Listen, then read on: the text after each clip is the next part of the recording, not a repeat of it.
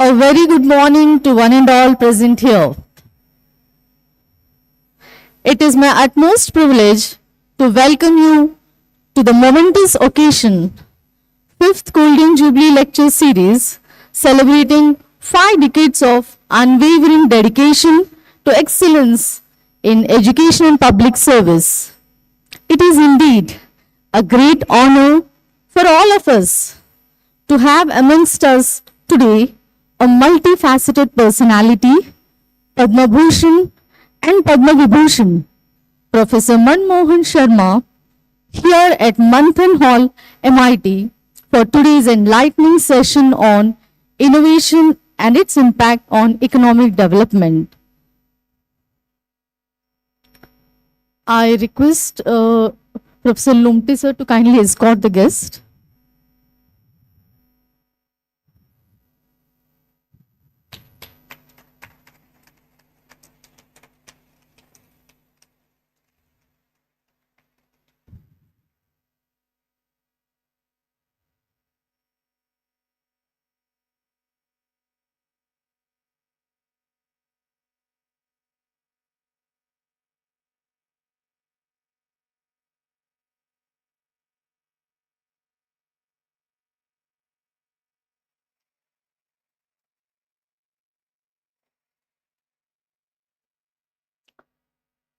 First and foremost, we the MIT family extend a heartfelt welcome to our honorable speaker with a big round of applause.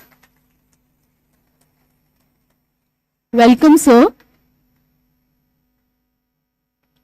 For 50 years, Gramodyak Shikshan Mandal, our parent trust, has been a beacon of hope, illuminating the path to knowledge and empowerment for generations of students. Today, we proudly celebrate this golden legacy. As we celebrate the milestone, we reaffirm our commitment to knowledge, innovation, and excellence. Education is the cornerstone of progress. This prestigious lecture series aims to bring together intellectuals, academicians, and students to discuss transformative ideas that shape the world. Dear audience, let me take you on a journey of Gramodyak Shikshan Mandal. GSM is an educational trust founded in 1975 by freedom fighter Honorable Shri Anand Rauji Deshmukh and his son Dr. Yadnavir Kaude. It is currently led by Professor Munish Sharma and Professor Bijli Deshmukh. Dr. G.S. Mandal is the parent trust of MIT group of institutions which offers a wide range of educational programs in various fields of engineering and technology. G.S. Mandal has a vision to empower rural communities through skill development and vocational training with vision of bridging the gap between education and employment. With a focus on technical education and skill acquisition, G.S. Mandal has established a network of over 20 esteemed institutions across Maharashtra, Delhi, Uttar Pradesh, collectively known as the MIT Group of Academic and Research Institutions. Notably, Maharashtra Institute of Technology Chhatrapati Sambhaji Nagar is the first self-financed autonomous institute in the entire Marathwada region. Gramodyak Shikshan Mandal fosters a vibrant academic environment with the support of a dedicated team of over 800 faculty members. For the past 50 years, G.S. Mandal has consistently strived for excellence in education, research, and community service. This journey has been enriched by the dedication of countless students with their remarkable achievements and the guidance of many eminent personalities, which are a source of immense pride for all of us. Speaking about the Golden Jubilee Lecture Series, the year 2024-25, we are celebrating Golden Jubilee year of our trust. Gramodyak Shikshan Mandal initiated the Golden Jubilee lecture series. This series has been meticulously curated with the objectives to celebrate the glorious 50-year journey of Gramodyak Shikshan Mandal, to commemorate the vision and dedication of the founders and all those who have contributed to growth of this institution, to provide a platform for eminent personalities to share their wisdom and experiences with our students and the community, to share, to inspire and motivate the younger generation to become responsible citizens and contribute to societal progress. Here are the highlights of the earlier sessions.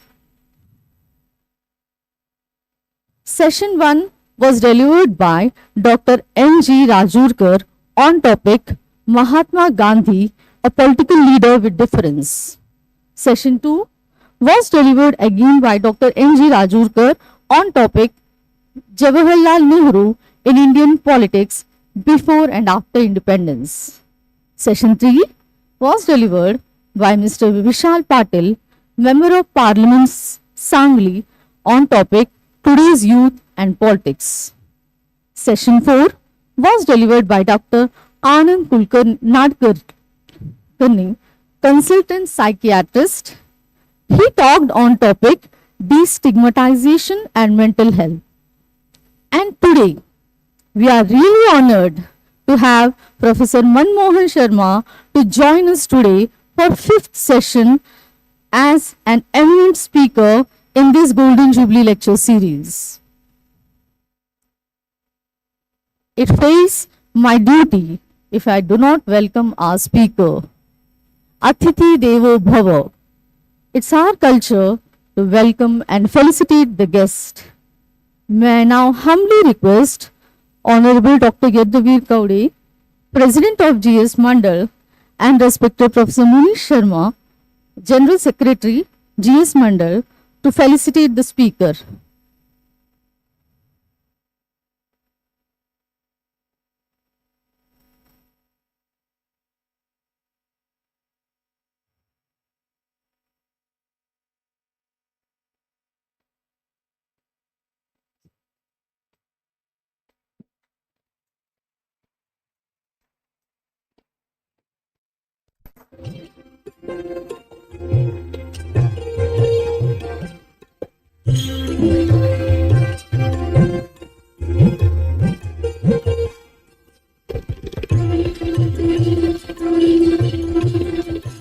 It's a token of appreciation for such remarkable achievements.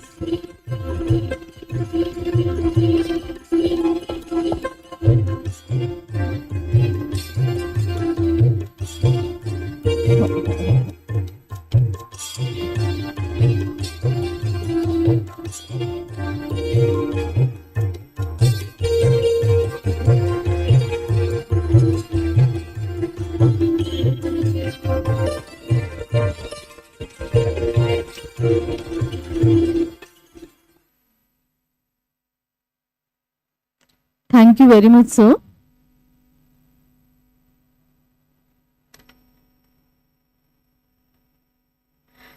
Before moving ahead for the enlightening speech, I take it both an honor and a privilege to stand before you today and introduce this eminent personality whose contributions to the field of chemical engineering have left an indelible mark. Professor M.M. Sharma is a titan in the field of chemical engineering. Born on May 1st, 1937 in Jodhpur, Rajasthan, his academic excellence and contributions to the field of chemical engineering are a testament to his remarkable career.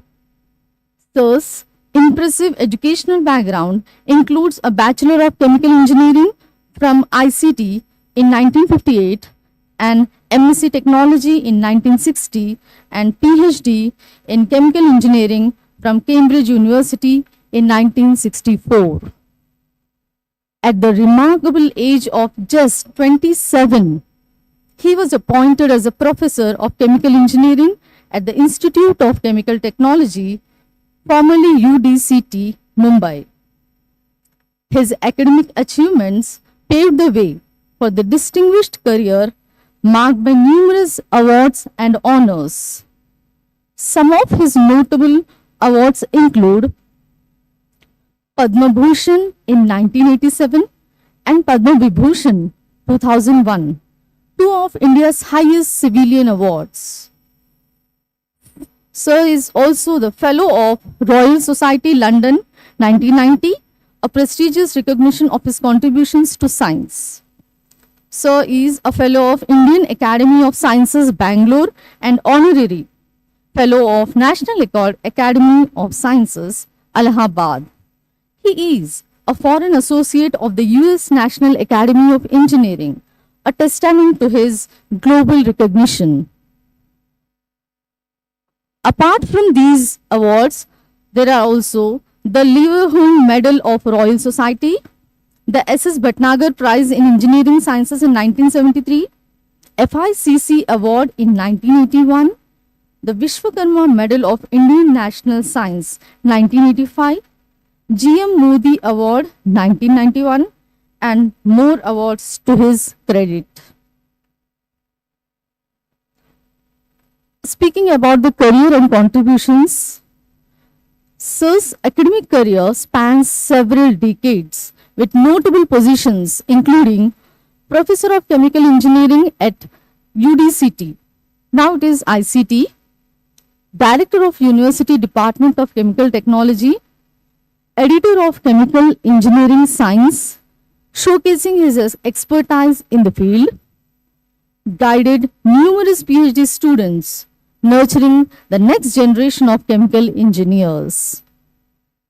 Speaking about even other roles and responsibilities, Sir's leadership extends beyond academia with roles such as Chairman of the SAC in Petroleum and Natural Gas, Member of the SAC to Cabinet and Prime Minister, INSA Council Member and Vice President.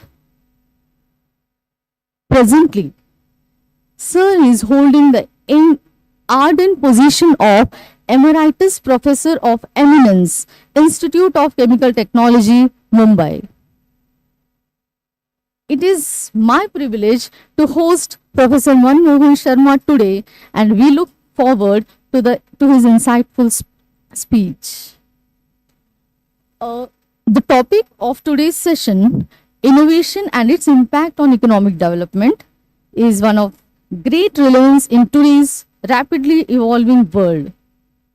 Innovation is not just about technology. It is about new ideas, transformative practices, and economic growth. We are honored to have a visionary leader to shed light on this crucial subject. May I now humbly request such exceptional individual, Sharma sir, for his valuable speech.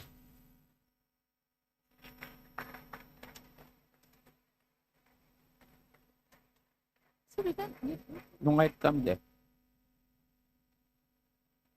No.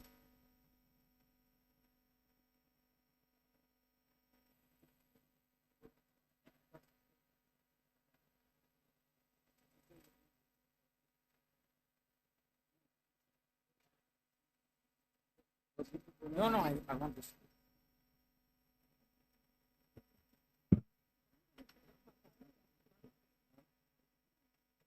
Okay. No, I think a little discomfort from here. This is okay, no? But do you need it? Can you put in my neck?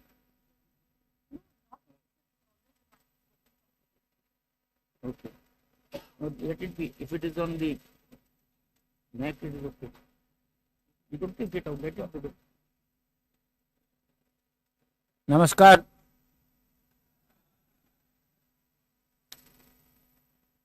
I want to thank the trustees of this institution to invite me to share your joy on these golden moments. I am very impressed with this auditorium, which can as well serve as a good convention center in Sambhaji Nagar, Aurangabad, whatever we know. When I was approached by Mukund Bhogle that this institution, MIT, with which he has been associated, they are going to celebrate Golden Jubilee, almost immediately I accepted the invitation without any hesitation, because as a lifetime teacher, I always want to be with the young students.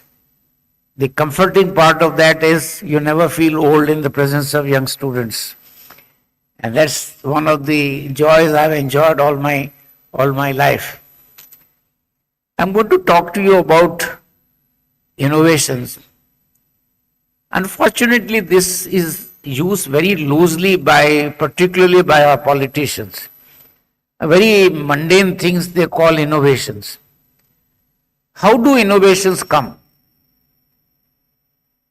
They come through inventions. Invention is any new idea that works.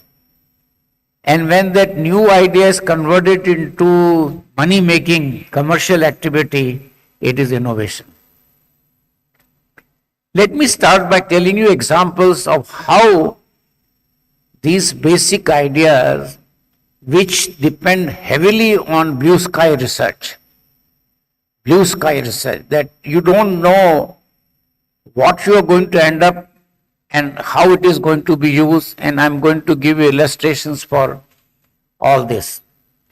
But the two things that you visit every day, experience every day, first is this great mobile phone. Have you wondered how high science has gone into that? And the most outstanding example of all inclusive growth, which politicians are never tired of talking. This did not come through economists. This did not come through politicians. It came out of blue sky research, including the visual part that you see in your mobile phone, the liquid crystalline polymer, which came only out of fundamental research. The other activity based on very high science inventions leading to innovation, about which you have heard in the recent past, vaccines. Have you realized how high science went into creating vaccines? And the COVID time was an outstanding example, because many of you may not remember that before that, it took 5 to 6 years for any vaccine to come to the market. And during COVID time, within 1 year, vaccines came, including from within India. Biotech, biological heavens, and outstanding manufacturing in India in the city of Pune, Serum Institute. And we became globally known. Imagine if hard basic science work was not done, how you would have got vaccines, which has made life so much simpler, because as soon as the child is born, you administer vaccines. It's a different matter that most of them are genetically modified, which some interested parties keep on opposing. But vaccines are an outstanding example of GM. These two examples serve to show how fundamental research makes a major impact on quality of life and ease of living. Imagine anybody in India can transfer money to any location almost instantaneously. You can talk on the mobile in the remotest part of India. Those of you who were not born in 60s and 70s, when it was so difficult for us to get landline, today nobody wants landline because mobile, everybody has mobile. And I was saying just before we came here, in the conference hall, that is now prestigious to say that I don't have a mobile. In the beginning, it was prestigious to say I have mobile because very few people had mobile phone. Now, how do inventions take place? They are based on ideas. The moot question is, how do you get ideas? And that is where you need creative individuals, almost on bordering crazy individuals. Let me illustrate with some examples. One or two pertaining to, I already talked to you about liquid crystalline polymer, but nearer home in the chemical industry, I want to give you an example based on fundamental research which made such a major impact on quality of life. The world famous company DuPont hired a professor from Harvard, Caruthers. Caruthers was given carte blanche by the management, do something original. Don't worry about its utilization. Mind you, a commercial company giving carte blanche, they come out with something original in high polymers. And an outstanding example in the history of chemical industry of a discovery-driven product was nylon. What nylon did is absolutely extraordinary, because we suddenly had a material which was a fiber, which was a film, which was an engineering. All the zips today are in nylon.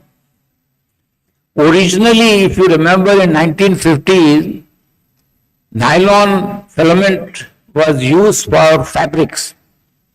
Saris were nylon. And even today, all the saris are polyester, but people many times still call them nylon sari.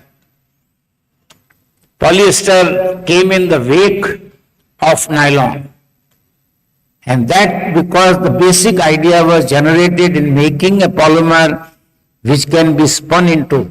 Now you might be wondering what impact it made. Now imagine if polyester saris had not, first nylon sari, if the polyester saris had not come, how the economically weakest lady in our community would have been wearing very fancy saris at affordable cost. Many of these polyester saris are available for 100, 110, 120 rupees. They refuse to wear out. Their dyes remain permanent. What would have happened if this invention had not come, which became innovation, and how much dependence was on fundamental research?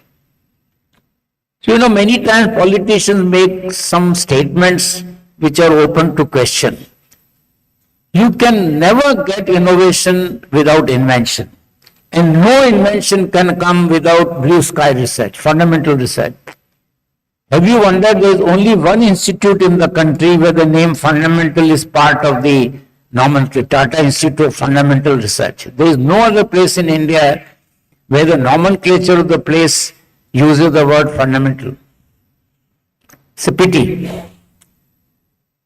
Now, if you go back, there's something funny. Many of the innovations have come serendipitously.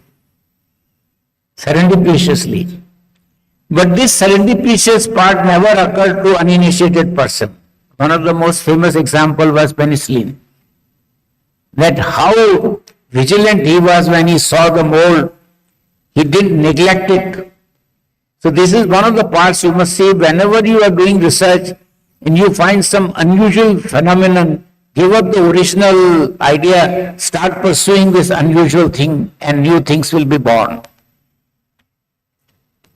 There are outstanding examples of serendipitous discoveries, but they never happen to persons who are very good in fundamental research. I gave you the example of penicillin, but let me give you some other mundane examples. Anesthesia was serendipitous. Insulin was also serendipitous. A nearer home in chemical industry, cellulose nitrate was serendipitous. That too in kitchen of an Austrian chemist. He had a cotton soft and had a burner. Nitric acid fell on that cotton soft and it caught fire. And cellulose nitrate was born. How wonderful was this material, gun cotton for explosives, cellulose nitrate for paint, cellulose nitrate for nail polish. It is still produced for defense as an explosive, gun cotton, and cellulose nitrate is still used for nail polish.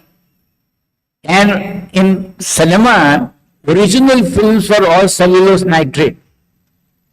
Long before smoking became a taboo, in all cinema halls, smoking was prohibited, not for health reasons, because cellulose nitrate film can catch fire. Now, of course, nobody uses cellulose nitrate film. Polyester films came later on because polyester was such a wonderful material from apparel and this mineral water bottle. Now, how this innovation took place? There was a gentleman called Mr. Wyatt in DuPont who had 10,000 failures in arriving at a procedure by which PET bottle can be made, which take for granted. Imagine if this innovation had not come from a basic idea, what would have been the fate of supplying safe drinking water, or for storage instead of glass bottles in kitchen using PET bottles, because even if it falls, it doesn't do any damage. Glass is heavy, glass is energy intensive. And you would have thought that fiber that came, nylon fiber, polyester, what impact it would have made in unrelated areas. Imagine the fate of nephrology patients, kidney failure. When you do dialysis, have you wondered how this dialyzer came? This dialyzer came when we had this synthetic fiber and hollow fibers. These hollow fibers made a major impact on the society because at room temperature, you could convert brackish and sea water into drinking quality water. So in a humorous way, I used to tell my students that if you wanted to impress your grandmother, tell her how sitting in front of her with a small, desalination dial, a small machine, that I will convert the brackish and sea water into drinking quality water at room temperature in front of her. She would be in disbelief till it is demonstrated to her. Now, would it have come if desalination, today how many parts of the world, including parts of India, which are benefiting from desalination of seawater and brackish water? And what impact it has made in the society, all based on high science, inventions leading to innovation, so much so, like other examples I gave you in the society, you go and buy some pani puri, which is very popular, corners, people sell pani puri. So that fellow will always tell you, unlike say about more than 10 years ago, he is using RO water. आप चिंता मत करो, RO water है. अरे भाई ये RO क्या होता है? वो मत पूछो, but RO पानी है. Now, science of reverse osmosis, wonders of polymer, made our life so much simpler that at our own homes we can put RO facility, and most of us have. This is the message I want to communicate, that without fundamental research, blue sky research, you cannot have inventions. And if you don't have inventions, you cannot have innovation. And this is something our politicians are not understanding. They keep on using this word innovation loosely, but they are not supporting fundamental research in India to the extent. So let me quote in the most recent past an unusual statement coming from a politician, the chief of China, Xi. By chance, he happened to be a chemical engineer. He made open statement. China should vigorously support fundamental research so that we invent and don't buy technology. I would love to hear such a statement from politicians in India. Remember, chief of China making such a statement openly quoted in press, including Indian press, including Times of India, which rarely covers such kind of a topic. We need very vigorously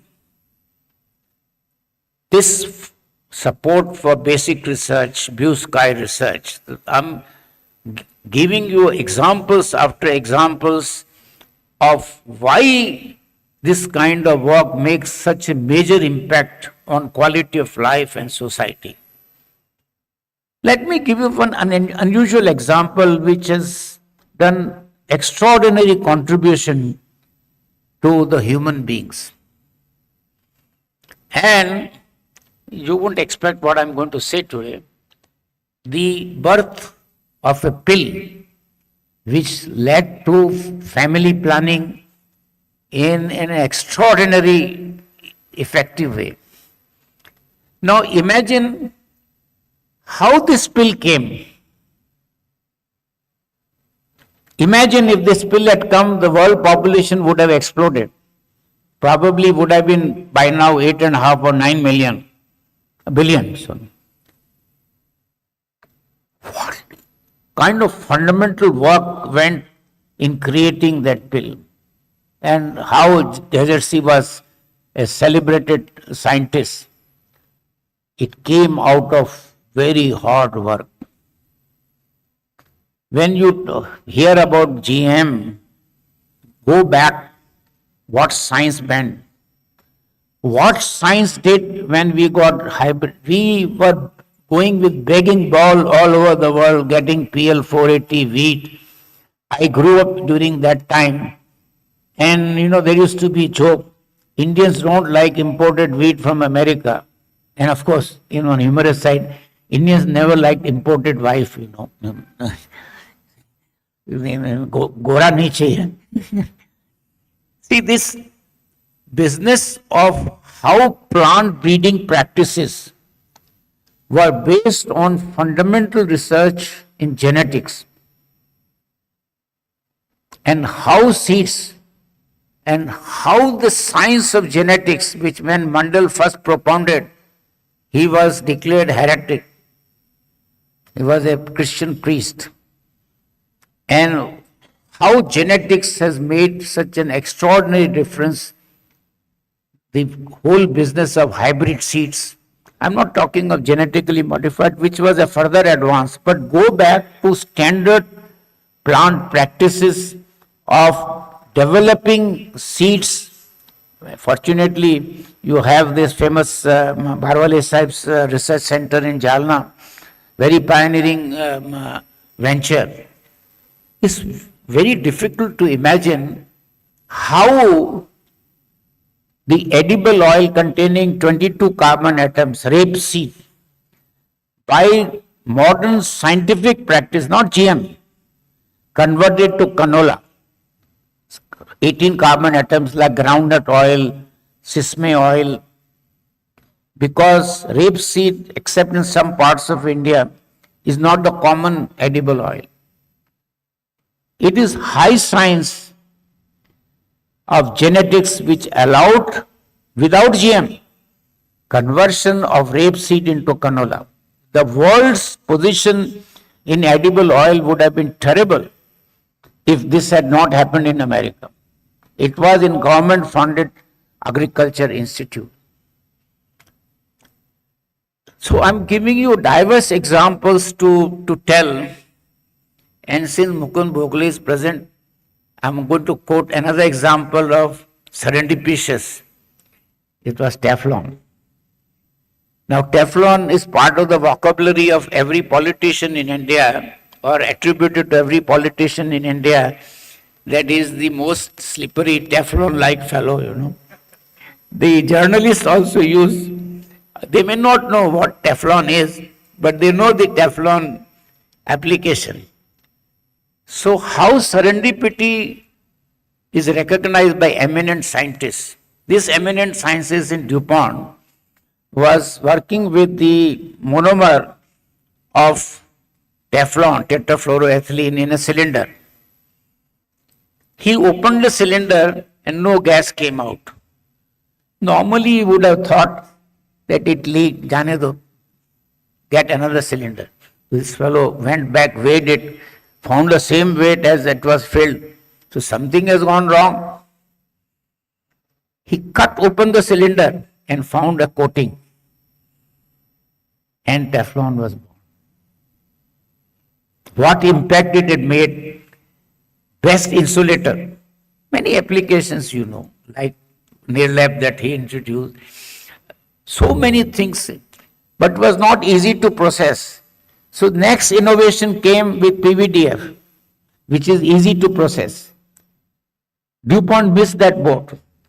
But they came back with vengeance. They came out with the new film, Tedlar film, polyvinyl fluoride, which is indispensable in solar.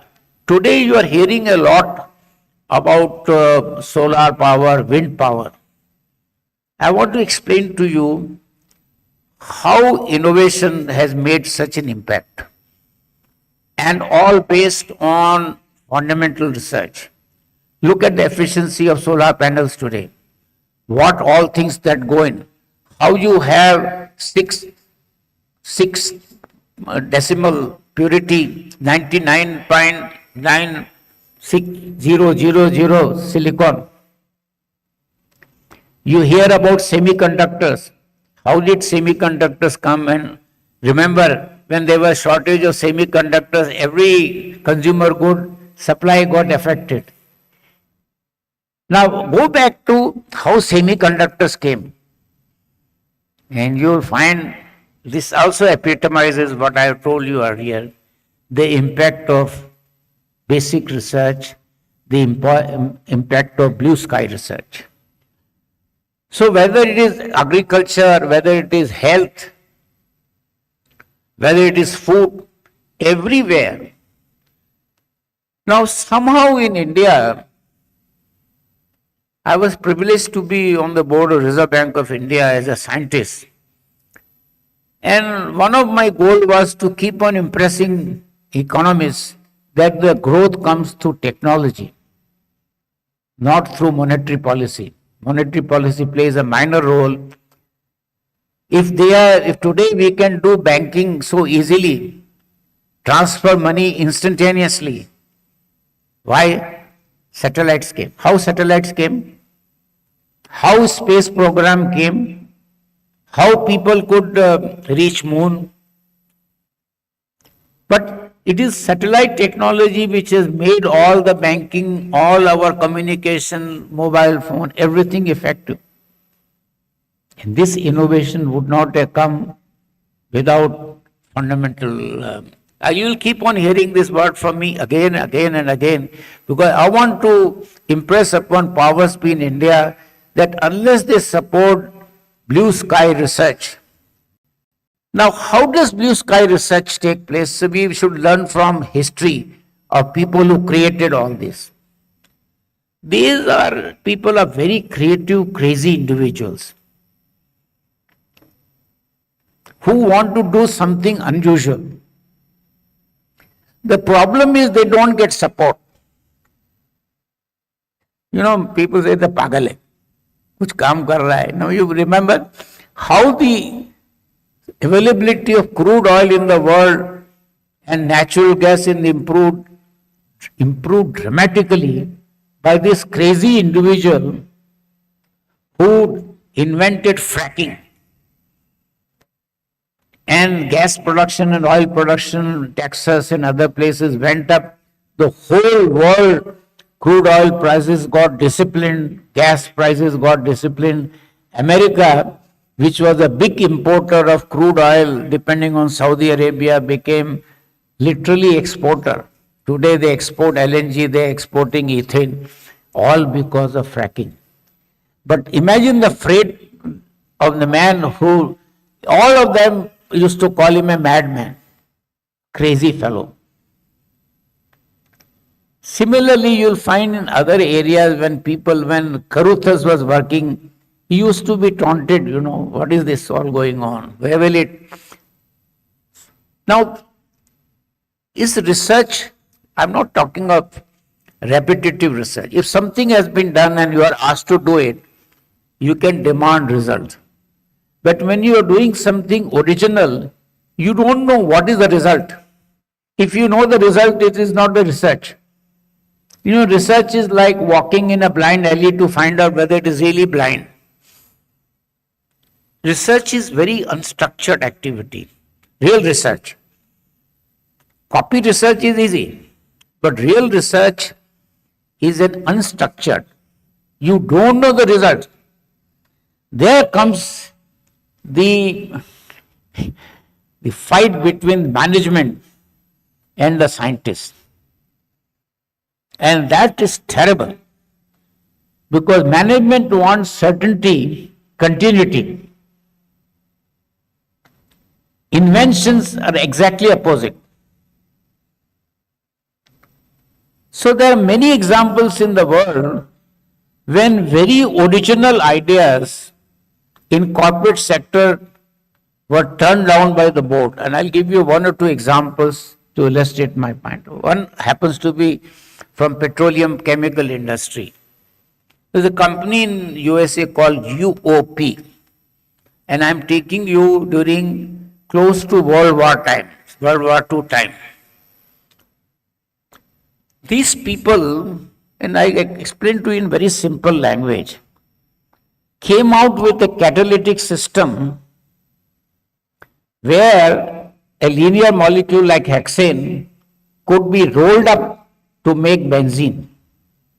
Heptane could be rolled up, isomerized to make toluene. C8 could be converted into xylene.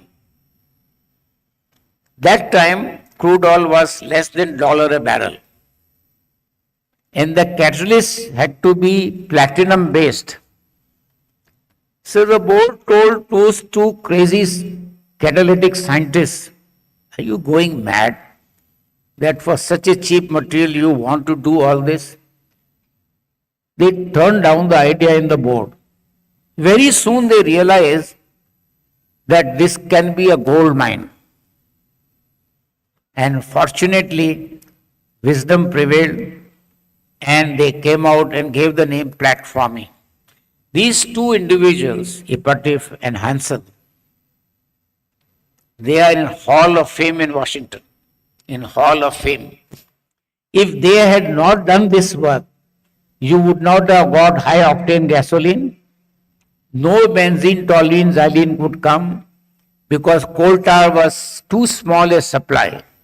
We wouldn't have got polyester, we wouldn't have got nylon, none of these we would have got if we did not have the platforming technology. Little more on the chemical side, with which I have greater familiarity. There used to be a process invented in Germany. It's called Coxo process, where a simple olefin like propylene could be reacted with carbon monoxide and hydrogen to give butyraldehyde. It was a high pressure technology involving cobalt carbonyl pressures of 300 to 600 bar. Very corrosive system.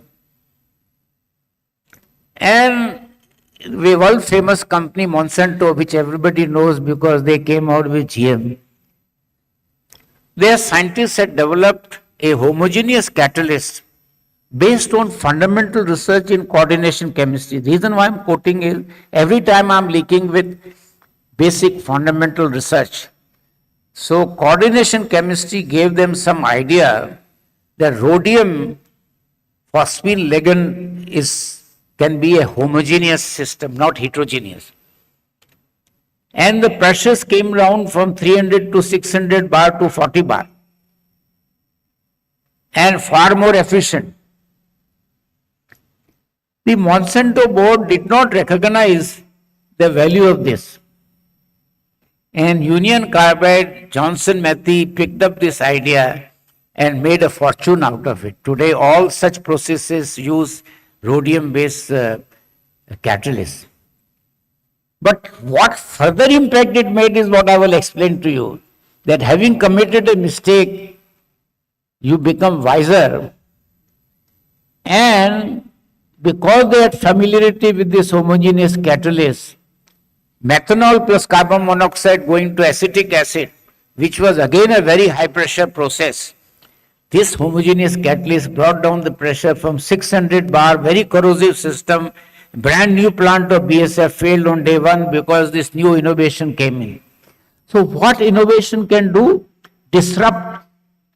You make overnight something which are running redundant. I can give you many examples of this. Where a new technology comes. Why don't we take a very simple example in our everyday life? Actually, many of the young people would not know that we used to have radios with valves. G used to make those.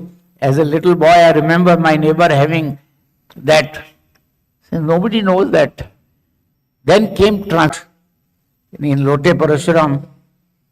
Hercules was the inventor of this, and it was a Hercules technology. The day one, it was dead. Why? Because tapes became redundant. And they got replaced by another technology of CDs. And what was CDs dependent upon? Again, based on basic breakthrough of polymer, which allowed CD. Today, CD is redundant. So all of us who had gramophone cards, records, then we had LPs. I remember having LP player. Nobody knows what is the LP today. Transistor went away. Now we have Alexa, based on artificial intelligence. Alexa, Talat Mahmood ke gaane lagao. So you have Talat Mahmood song. Have you wondered what kind of invention is that AI? A brilliant example of AI. And of course, your Google Map. But Alexa is an outstanding example. Tell me the population of Portugal. The Portugal population was so much. I mean, what kind of storage? Now, how the storage increase? How the chip technology change? Go back to 60s and 70s. If you look, when you had computerization, we needed half the size of this room to put those huge machines. And you can now put that on this desk and same power or even more power. Find out how did this take place? But for basic research. So, to get invention, you have to give freedom to gifted individuals in any area. If you don't give this freedom, you will not get invention. If you don't get invention, you will not get innovation. So, recall the statement that Chinese Xi has made, that China must concentrate, I'm repeating, on fundamental research so that we invent and innovate and do not import technology. This is the message I want to give you, and I'll give you more examples of how economic growth is triggered.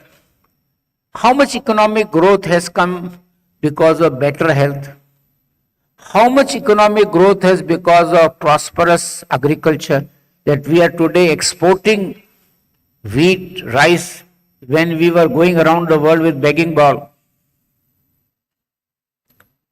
Imagine the innovation that took place in fertilizer. One of the greatest invention in the history of chemical industry was Haber-Bosch process to make ammonia in First World War. But I want to tell you the pain behind it. Professor Haber worked with 5,000 recipes of the catalyst.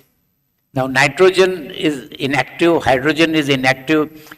They had to be combined to make ammonia. At that time, some of you will be amused to know what I'm going to tell you. The incentive was to make ammonia so that you could make nitric acid, so that you could make explosives, because all explosives depend upon nitric acid, and you can win a war.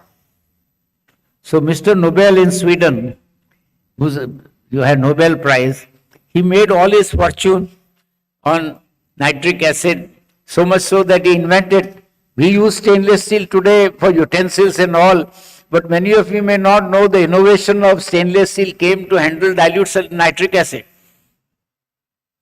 So you do for something, you made synthetic fibers, didn't know that hollow fibers will be used for dialysis. How compact is the dialyzer in a kidney center? How compact can be a small RO unit? What polymers are done change our life completely. Packaging has changed completely. Now we keep on cribbing, oh, that municipal problem. The municipality doesn't know how to handle the waste and you blame on the polymer.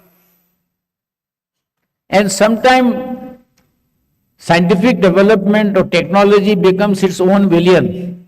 Polyethylene is a nice example.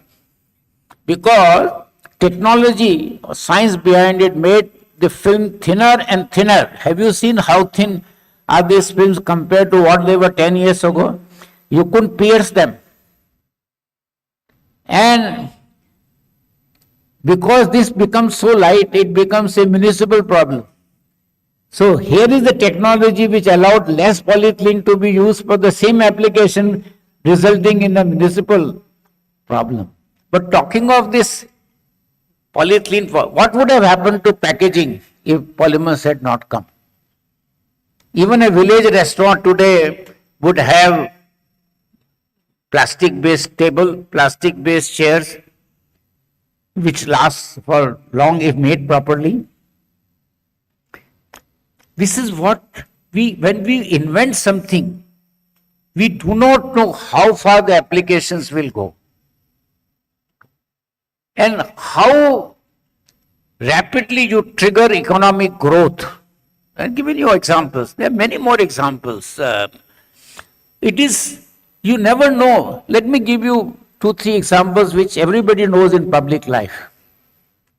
How did X-rays come? It was just idea, And everybody knew photo nikalo, X-ray.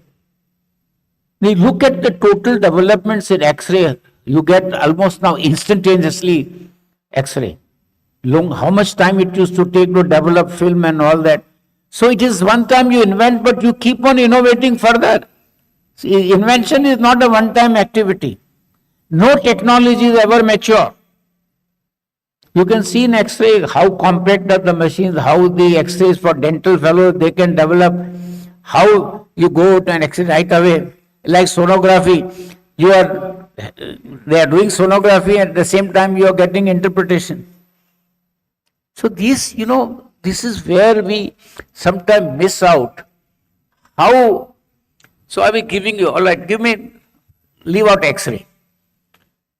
When magnetic resonance, NMR, nuclear magnetic resonance came, by the way, over the years, 5 Nobel Prizes have gone in NMR. How many knew at that time that it will be MRI? They were very clever fellows. These medical fellows dropped the word N because then no user should hear the word nuclear. So magnetic resonance imagery, not nuclear magnetic. And you know how critically it depends on helium. Apart from Nobel Prizes, how every corner today Literally every major corner has MRI, private. And how important are radiologists on numerous sides, I am told, in private medical colleges, how much is the on money to become a radiologist. So, where does it go? We didn't know that NMR will go that far. Every area, okay, take lasers. How did lasers come? Out of curiosity and fun. Curiosity, persistence is the main driver for invention. If you don't have patience, I told you Haber screened 5,000 catalysts. Mr. Wyatt failed 10,000 times to make a recipe to make PET bottle. How much patience is required? You have idea, but you need persistence to come out with an invention. So, when you invent something, you do not know. Our own country produced Raman effect. I was associated with that organization in Calcutta. That original machine is still kept intact. And British Museum wanted to show it, so it was by special permission taken with all the insurance. It was exhibited that if you have a brilliant idea, you can come out with something absolutely original. What impact Raman effect made, and how many new things have come out of Raman spectra today, and we continue to see. The latest application I have seen is in the security at airports. Raman effect is being used there. Nobody would have imagined.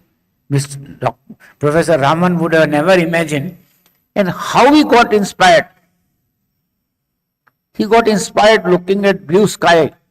That's one of the reasons why we use this blue sky research, because you look at the blue sky, you get inspired, why it is blue. And so you have to be observant.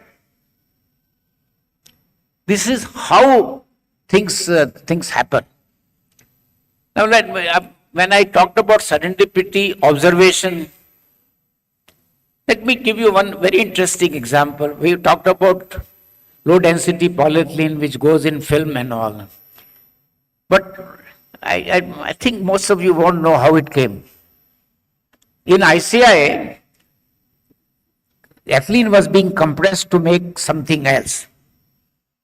And the engineer there saw some wax-like material which leaked from one of the valves. And he became curious and studied, then conducted independent experiments, because this is done at 1000 bar, 500 bar. Today innovation is allowed by a modified method to do polymerization of ethylene at lower pressure as 30 bar or 40 bar instead of 1000 bar. And in one stream we can make 1000 tons a day, which we are doing in India. But what I am going to tell you next, sir, this happened just before around Second War. It's a very interesting incidence of applications which you don't imagine. So the British had access to small quantities of LDP, polyethylene, low density polyethylene, which was used as an insulator in radar. So British could have radar, and Mr. Hitler did not have access to polyethylene, so he didn't have radar. So in the air war, the British were one up, just because they could insulate radar. Now, you won't link low density polyethylene to this kind of, so you invent something, how many new uses of that will emerge, you don't know in the beginning. The crazy scientist who's doing some work, whether I told you NMR, whether I told you X-ray, whether I told you, now lasers, what happened to lasers? How did lasers come? Please go back to the history and also the lectures, people who got Nobel Prize, their lectures. They will tell you how they had to be observant, how they had to do research with little money. They were not flush with money, whether Madame Curie or one, but they had ideas. So ultimately, If you go to the base level, harbinger, it's basic ideas. And basic ideas mean you have to be gifted individual, very hardworking, persistent person. You don't do things by the way. I have always tell in engineering education, you run. One of the reasons why engineering education is good, no matter what you are going to do, you may become financier, you might become Reserve Bank deputy governor or governor. Engineering allows you to have analytical approach to solve a problem. I use engineering background to raise funds. That how to raise funds in an institution. What is the strategy by which you can? It allows you to orchestrate diverse subject, because when you come to first year of engineering after your 12th standard, suddenly you find so many subjects you have studied unrelated. As time goes by, you realize the importance of these so-called unrelated courses. Suddenly you are thrown into an area where most subjects had to be learned and you are only learning physics, chemistry, mathematics. That's the beauty of engineering education, that you develop analytical skills. And analytical skills are the one. So coming back to inventors, the Hall of Inventors, one of the most outstanding examples in the recent past, Francis Arnold, who got Nobel Prize 2-3 years ago, happens to be professor of chemical engineering in California Institute of Technology. She got Nobel Prize for what is called directed evolution. What is this? You develop new enzymes by evolution. That means you need tremendous amount of computational work, very high quality computational work, and very high class fundamental biology. What is the end result? If you know the two popular drugs in the world, sitagliptin for diabetes and Lipitor or atorvastatin for cholesterol, their key intermediate is optically active. When you make it using the strategy of directed evolution, cost comes down to almost 1/3 or even less. Now, what wonders it is going to do in the coming years? It will change the dynamics of many things we do in the world. Now, would you imagine that with this directed evolution, I will be able to produce vanillin in a fermenter? You only know vanillin, synthetic vanillin by chemistry, or you the vanilla buds like in Madagascar. But you can get vanillin.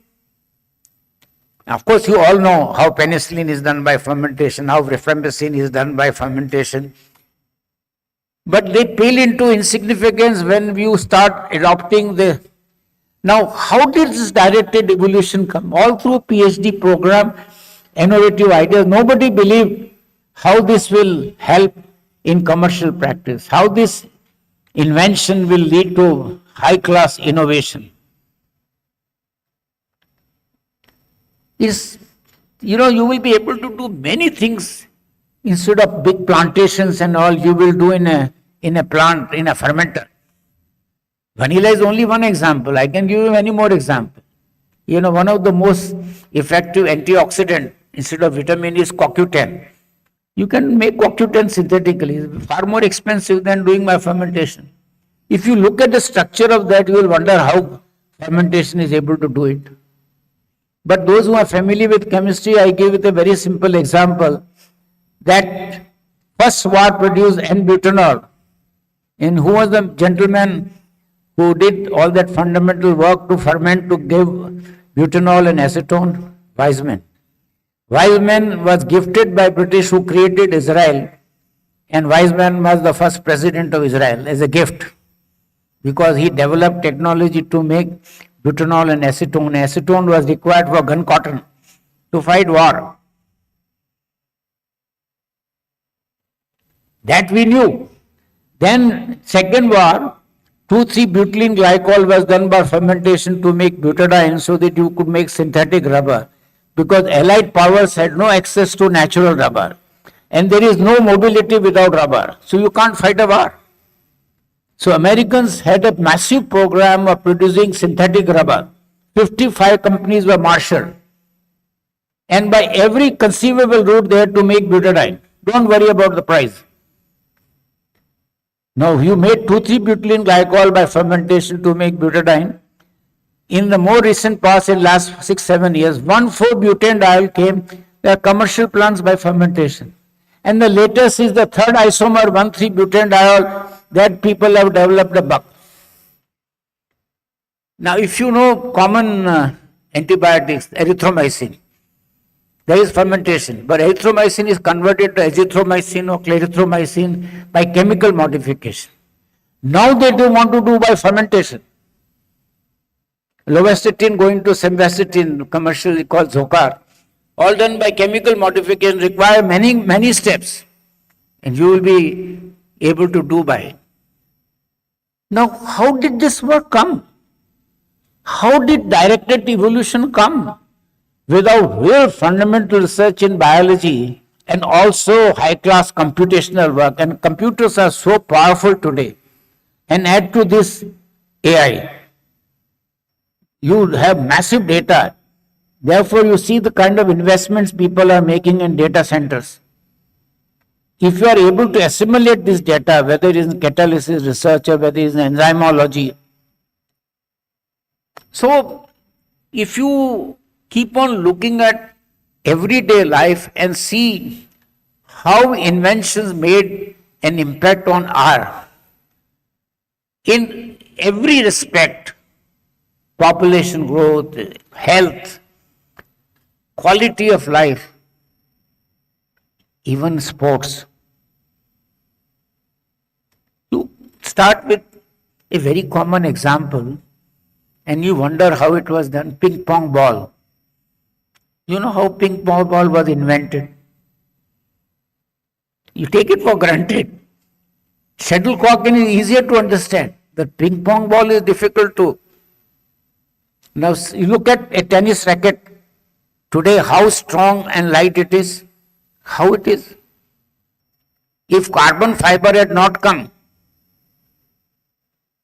same nylon example which I gave you, which was a discovery-driven product, that means invention-based product, deliberately supporting unusual work, commercial company giving a lot of money, do something original. The same area became market-driven.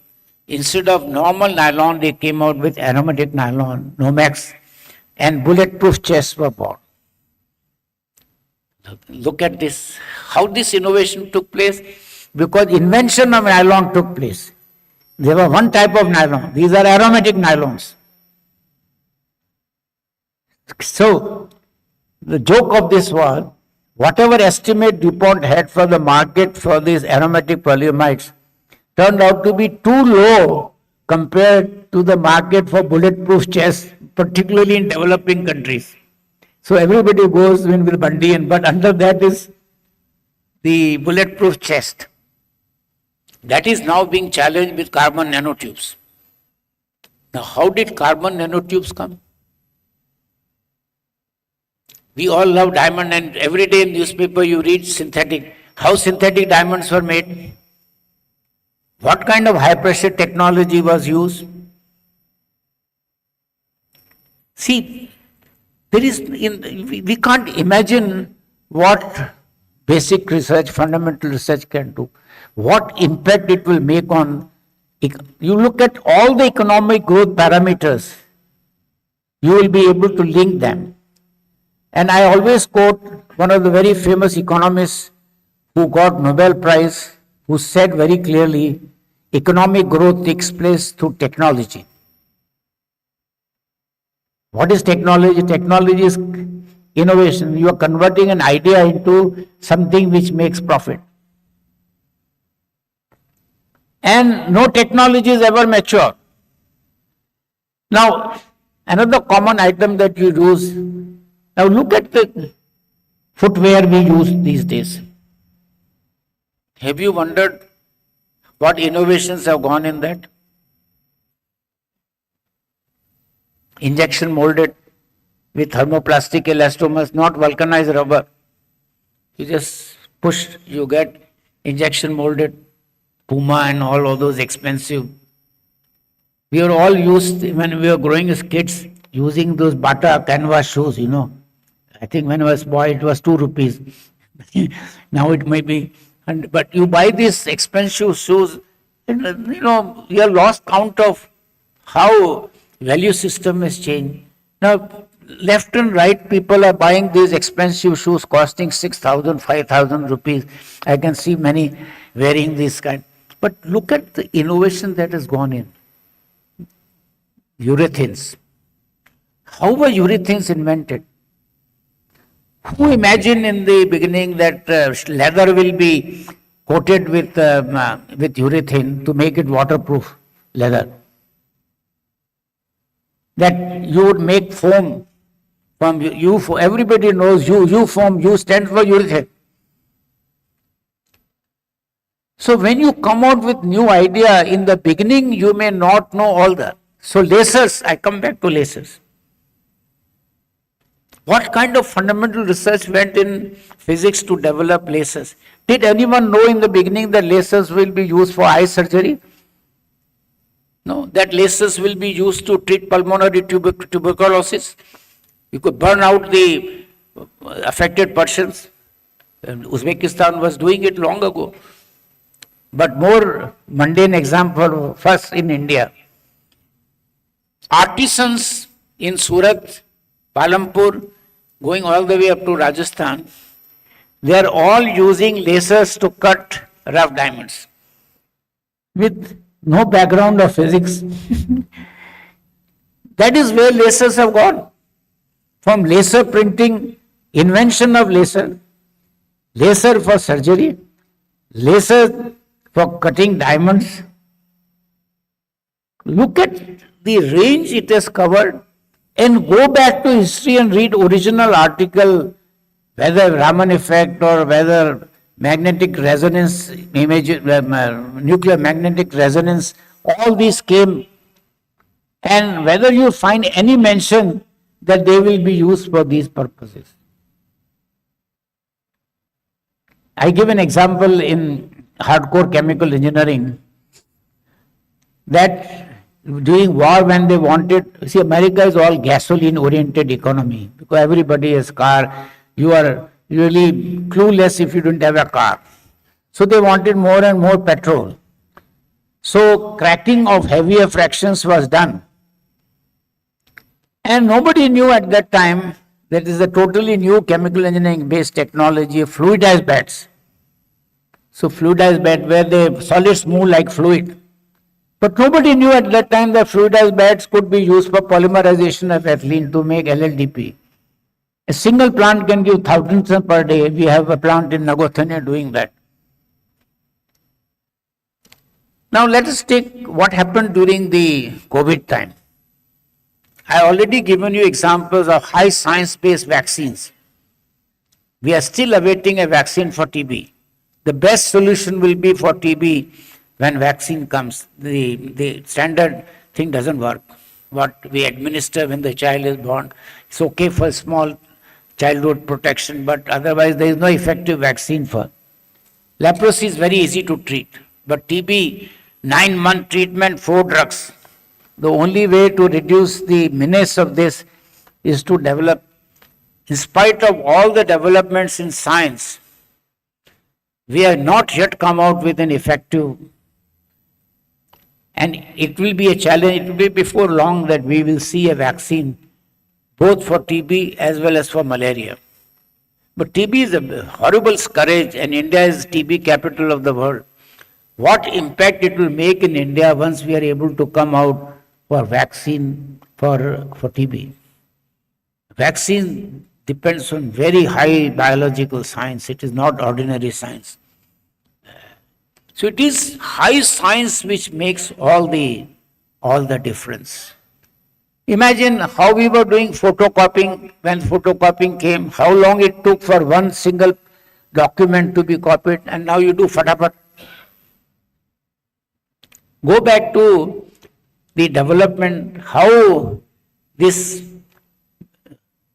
technology came in, and what kind of printers and how the printers work, what kind of innovation went in that. Now you take Xerox for granted, but you don't recognize the invention leading to innovation in making Xerox. Now everybody knows Xerox, everybody uses Xerox.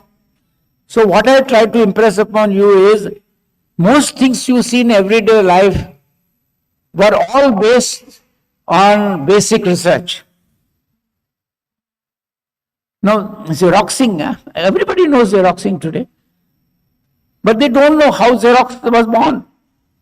What kind of background that went behind, including the development of inks, and how you got color printer, how you got multiple colors. So, and I'll give you some other example where you take perfumes and flavors. Will you know that there is no language for them? What I mean by that is, for perfume you say rose-like, jasmine-like, dewy-like. There is no nomenclature of its own. You only say like this, like this, like this. And nature requires, for example, jasmine. How many millions of plants you will require to get jasmine perfume, bulk jasmine, and how we can synthetically produce at so much lower cost. Same way sandal. They are all produced synthetically today. And if you go behind, the novelty of chemistry that was developed is laudable. Similarly in flavor, there is no language of its own. So you will say mint-like, celery-like, cumin-like. There is no language of its own. Where we beat the nature is in colors. You see, in any wedding reception, you look at 100 ladies, you will not find a single sari which is common. Same. Different colors, different design. Have you wondered how polyester is dyed? Or how cotton was dyed when reactive dyes came? And how the invention of reactive dyes came? Before that, wet dyes. So the whole process from natural colors which were not photostable, pyrothrites. Nature is the biggest tutor. Nature is the biggest inspirer. When you see, when I told you Raman, you looked at blue sky. In nature you see colors, but we can produce synthetically better colors. Nature produced pyrethrum flower, which was very good insecticide. Remember that famous, what was the tortoise brand coil for mosquito repellent? Mr. Gokhale used to use natural pyrothrites. He was very fastidious about, and it made a name for itself till these new devices came. But that coil, tortoise coil, is still popular. Why I am giving you this example? And what high science does? These pyrothrites, inspiration was nature. Pyrethrum flowers which we grow also in Kashmir Valley. Now they are not photostable. So the science of chemistry allowed synthetic pyrothrites to be made which are photostable. And how pyrothrites, less than 1% of DDT could be used to kill insects. Less than 1%.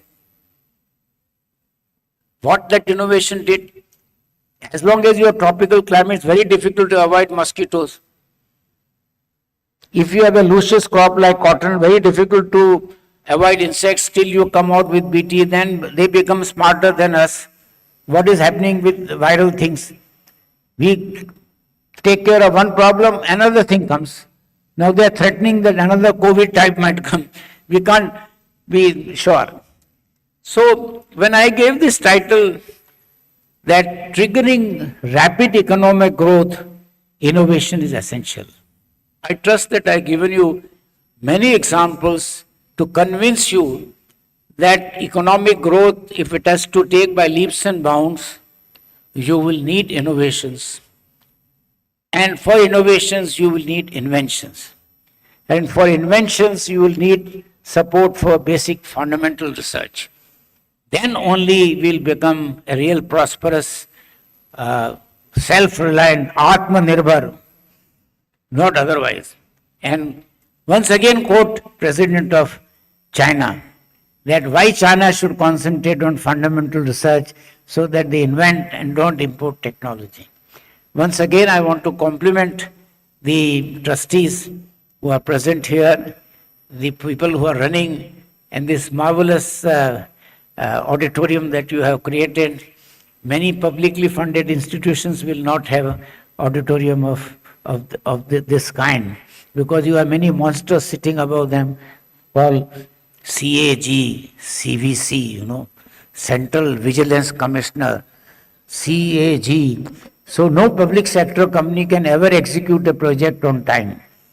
You see whether refineries, you take anyone, even construction of roads, even if we are Gadkari, still you will find delays, because they have to always keep in mind whether there will be objection from CAG or CVC. You are free from that. I'm glad you are free from that. You are able to create auditoriums also in a record time. I'm going to give the example of Reliance, how they executed their refinery in Jamnagar in shortest possible time in the global context, at the lowest per barrel cost than anywhere in the world. That is not the case with Indian Oil Corporation or HPCL or BPCL. I wish to thank you once again, the management, for inviting me, and I wish you a bright future. Thank you.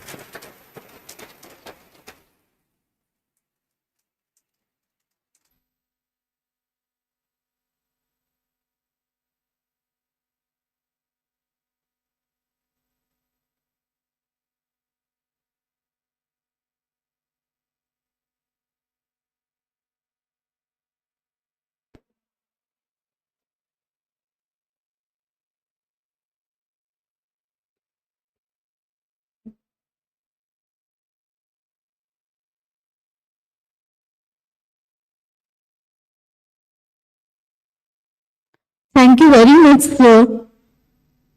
Sir, the way you have delivered the whole speech standing is highly commendable and unexpected for all of us.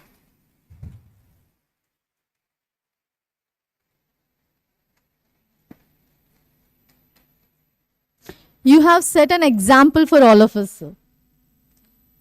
So you have not only taught us the technical aspects of chemical engineering, but you have also instilled in us the importance of ethical conduct, critical thinking, and lifelong learning. You have helped us to learn how to become skilled engineers and also responsible contributing members of the society. So once again, thank you very much, sir. Moving to the last part of today's event, that is the vote of thanks. I kindly request Dr. Aarti Mohan Purkar to propose the vote of thanks.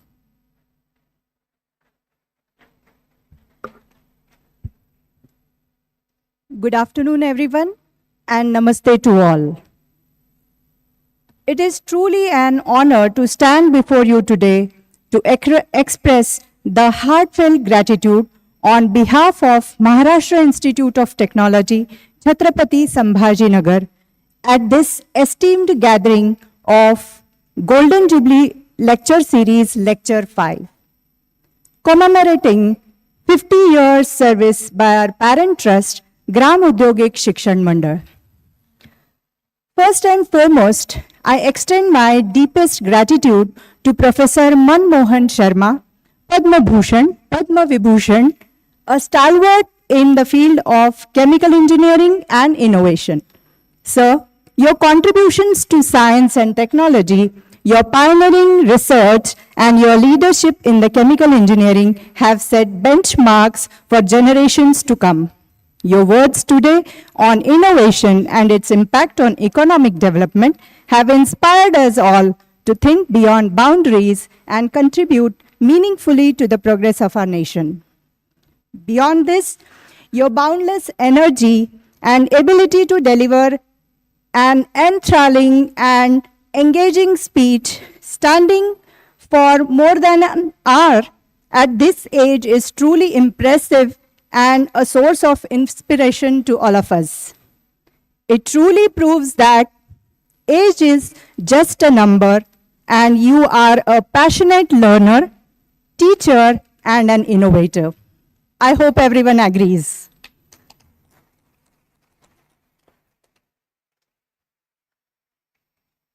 We are truly privileged to have you with us, sir.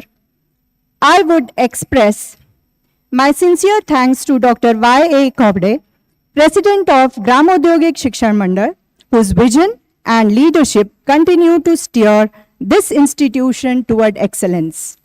Your unwavering commitment to education and public service is an inspiration to us all. A special thanks to Professor Munish Sharma, Director General, Maharashtra Institute of Technology, Chhatrapati Sambhajinagar. Your dynamic leadership has played a crucial role in shaping this institution and fostering a culture of knowledge and innovation.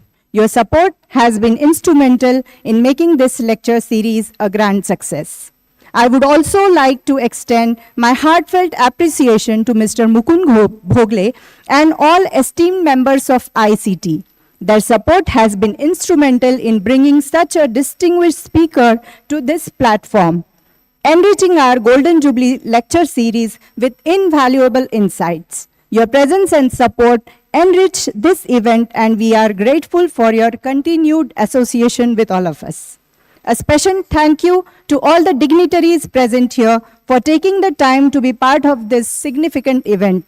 Your presence has indeed added immense value to this gathering. My sincere gratitude to the organizing team, faculty members, students, and each one of you who contributed to the success of this program. It is through collective efforts that we continue to uphold the values of education, research, and innovation. Finally, my gratitude to everyone who worked behind the scenes, technical teams, volunteers, and logistic teams for ensuring a seamless experience to all. Once again, thank you all for being here today and making this event memorable. Let us carry forward